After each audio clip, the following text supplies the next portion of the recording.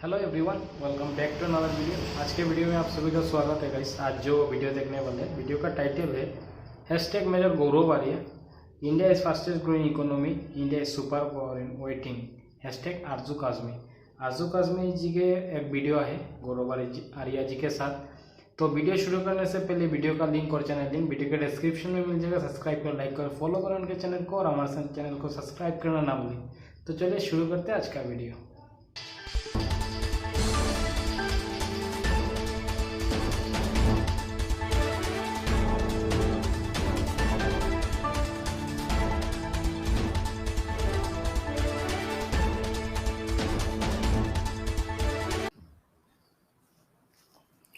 अस्सलाम वालेकुम, नमस्कार, सत श्री अकाल एंड गुड इवनिंग। मैं हूं आरजू कासमी और आप देख रहे हैं पॉइंट ऑफ व्यू। हमें जी ज्वाइन किया है मेजर गौरव आर्या ने। बहुत शुक्रिया सर कि आज आप आए हैं। Thank you so much. और सर सबसे पहले वैसे तो बहुत सारी न्यूज़ हैं आज आपसे डिस्कस करने के लिए, लेकिन अगर हम पाकिस्तान से शुरू करें तो आज क्योंकि जो हमारे यहाँ के एक हैं यानी कि जो टीटीपी वगैरह के साथ भी बात करते हैं और दूसरी जगह भी उनका काफ़ी आना जाना है, बैरिस्टर सैफ, उनका कहना है कि जी बिल्कुल जो स्वात का इलाका है और कई दूसरे इलाके जो हैं वहाँ पर टीटीपी वाले मौजूद हैं, उनके साथ बातचीत चल रही है और उन्होंने यही कहा है कि वो किसी एरिया पर भी कब्जा नहीं कर रहे हैं लेकिन अटैक कर रहे हैं। आपके ख्याल से ये सब क्या हो रहा है और क्या हम दोबारा से जो कुछ साल पहले स्वात की एक कंडीशन थी कि जिसमें बहुत से लोग जो हैं वो इस्लामाबाद आ गए थे अपना एरिया छोड़कर, आपको लगता है कि दोबारा वही कुछ होने जा रहा है? शायद 2010 की या 9 की बात है, इस तरह की सिचुएशन बनी थी। देखिए, ये तहरीक तालिबान पाकिस्तान जैसी जो आउटफिट्स होती हैं, जो तंजीमें होती हैं आरजू जी, वो वो क्या होती हैं मैं आपको बताता हूँ। ये पानी के जैसे होते हैं। इनका कोई फिक्स्ड मामला तो रहता नहीं है। आप उनको ये नहीं कह सकते वो जमीन घेरेंगे। जिस दिन उनको लगेगा कि उनकी इतनी ताकत है वो जमीन भी घेर लेंगे। आज वो सिर्फ लोगों में अपना इन्फ्लुएंस बढ़ा रहे हैं। तो दे डोंट लुक जैसे कि हम लोग मॉडर्न लोग हैं, या हम लोग एक मॉडर्न तरबियत हासिल करे हुए, मॉडल इल्म हासिल करे हुए हम लोग हैं। तो हम लोग विक्ट्री और डिफीट को, यानी कि जीत और हार को, फतेह को या हार को, हम लोग एक एक हमारा नजरिया है उसको देखने का। जो समय है, समय कैसे बीतता है उसको देखने का हमारा नजरिया है। लेकिन ये जो तालिबान वाले हैं, चाहे अफगान तालिबान हो या तहरीक तालिबान पाकिस्तान हो, इनकी लड़ाई इस तरीके की है नहीं। ये कह रहे हैं मैं नहीं तो मेरा बेटा नहीं तो उसके बेटे का बेटा का बेटा कभी ना कभी तो होगा। सो इसीलिए इनसे रशियंस भी परेशान थे, इनसे अमेरिकन भी परेशान थे। Because the concept of victory and defeat is very different from yours and mine. हम जो, और आप या आपका मुल्क या कोई और मुल्क या भारत या चीन, अमेरिका, जिसको हम जीत और हार समझते हैं, उनको ये पश्तून जो है खास तौर से, ये उस तरीके से जीत और हार इसको नहीं समझते हैं। तो ये कहना कि आज उन्होंने एरिया में कब्जा नहीं करा है, पर लेकिन वहां पे इन्फ्लुएंस है, तो इन्फ्लुएंस है, वो अपनी कचहरियां वहां पे चला रहे हैं, वहां पे लोगों से हफ्ता कलेक्ट कर रहे हैं, सरकारी इदारे उनको हफ्ता दे रहे हैं, सरकारी इदारे उनको पैसा दे रहे हैं जिंदा रहने के लिए। वहां पे कई ऐसी जगह हैं जहां पे फौज नहीं जाती, आपकी पुलिस तो खैर बिल्कुल भी नहीं जाती। तो ये एक किस्म का कंट्रोल ही है आरजू जी। तो अगर आप ये समझ रहे हैं कि कंट्रोल का सिर्फ ये मतलब है कि वहां से वो लोग उनकी मतलब प्रॉपर उनकी सरकार नहीं चलती, तो अभी ठीक है उनकी सरकार नहीं चलती, लेकिन वो तो वही चाहते हैं तहरीक तालिबान पाकिस्तान वाले कि उनका एक आइन हो, कुरान शरीफ को अपना आइन बोलते हैं। तो आज नहीं तो कल, नहीं तो परसों वो करेंगे जब करेंगे।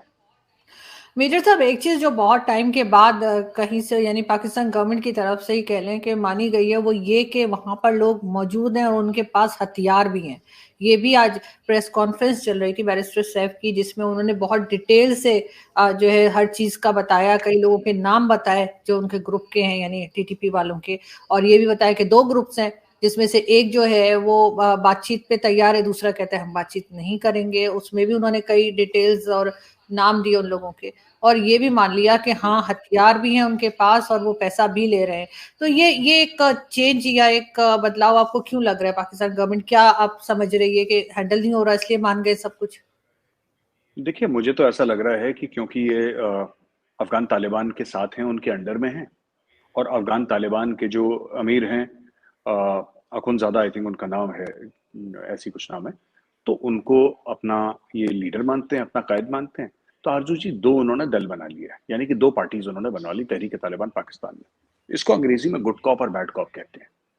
एक है जो लड़ते हैं, लोगों को मारते हैं, हफ्ता लेते हैं, फौज पे हमला करते हैं, इनोसेंट पाकिस्तानीज पे हमला करते हैं, और दूसरे ये कि नहीं हम मुज़ाकरात करेंगे। तो बेसिकली क्या है, जो नेगोशिएशन होंगे ना, अच्छा है दोनों तहरीक तालिबान पाकिस्तान, तो कोई ये गलती ना करे पाकिस्तान में समझने के लिए कि दोनों अलग हैं।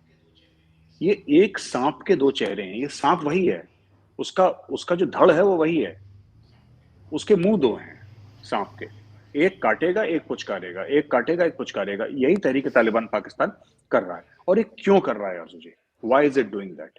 It is doing that for the simple reason that when they come to the negotiating table, जब ये नेगोशिएटिंग टेबल पे आते हैं और नेगोशिएटिंग टेबल पे बैठते हैं आरजू जी, उस वक्त they should have the upper hand, negotiate from a position of strength, है ना? तो नेगोशिएशन वाला भी कोई चाहिए, तो ये करने ने हमें बात करनी है पाकिस्तान से। अब बात करेंगे, जिसका पल्ला भारी होगा उस वक्त, जिसका भी पलड़ा भारी होगा उस वक्त, उसकी बात नेगोशिएटिंग टेबल पे रह जाएगी। तो दूसरी जो तालिबान है, जो लड़ रही है, जो कह रही है हम बात नहीं करेंगे, उनकी ये रिस्पॉन्सिबिलिटी है। ये जैसे मैं अक्सर ये एग्जांपल देता हूं तो लोग कहते हैं साहब मेजर साहब आपने क्या वियर्ड सा एग्जांपल दिया है, बड़ा अजीब व गरीब। पर जैसे कि जब गोश्त में पपीता लगाते हैं ना उसको गलाने के लिए, तो ये दूसरा तालिबान वही काम कर रहा है, ये पपीता लगा रहा है धीरे धीरे। सही, बिल्कुल। ये बदमाश है आरजू जी, इन पे ये भरोसे के लायक नहीं है तहरीक तालिबान पाकिस्तान। ये they do not recognise the sovereignty of Pakistan, ठीक है? ये मामला या तो इस तरफ होगा या उस तरफ होगा, ये बीच वाले में सलटने वाला मामला नहीं है। मगर खैर इतनी आसानी से तो मेरा नहीं ख्याल कि पाकिस्तान की साइड से भी कोई इतनी कमजोरी दिखाई जाएगी। यकीनन कोशिश तो पूरी होगी कि इनको कंट्रोल किया जाए, ये जो तरीका है इनको मार देने का वो वही किया जाए। मगर साथ साथ अगर हम देखें कि अभी रिसेंटली जनरल बाजवा का अमेरिका का विजिट था, उस पर काफी बातें की गई और ये भी कहा गया कि क्योंकि अमेरिका ही डिसाइड करता है, वैसे ये भी बहुत से पाकिस्तानियों को अब समझ आ गया है कि हमारा आर्मी चीफ तक जो है वो अमेरिका ही बताता है कि जी किसको लगा देंगे। और बात है कि अगर हम हिस्ट्री में जाएं तो हमेशा से हमने यही देखा है कि जो गवर्नमेंट भी किसी आर्मी चीफ को लाती है, चाहे वो भुट्टो साहब हों या आगे अगर हम देख लें नवाज शरीफ जो है वो लाए इमरान खान, तो वो आर्मी चीफ उनके ऊपर हावी हो गया और वो गवर्नमेंट गई। चाहे वो भुट्टो की देखें, ज़ावलक और सबका हिस्ट्री में अगर देख लें, तो आपको क्या लग रहा है कि अभी फिर बाजवा साहब जो अमेरिका गए थे और वहां से बातचीत करके आए हैं, तो नया आर्मी चीफ अपॉइंट करने की बात की गई थी या आपके ख्याल से एक्सटेंशन लेने की बात की गई? और साथ साथ कि इमरान खान का अब क्या होगा? ये जो बार बार ऑडियो लीक्स आ रही हैं, इससे फर्क क्या पड़ता है गवर्नमेंट को? देखिए, हर एक एजिटेशन का एक लाइफ साइकिल होती है, कोई भी एजिटेशन अनएंडिंग नहीं चलता। जब तक आपके चुनाव होंगे,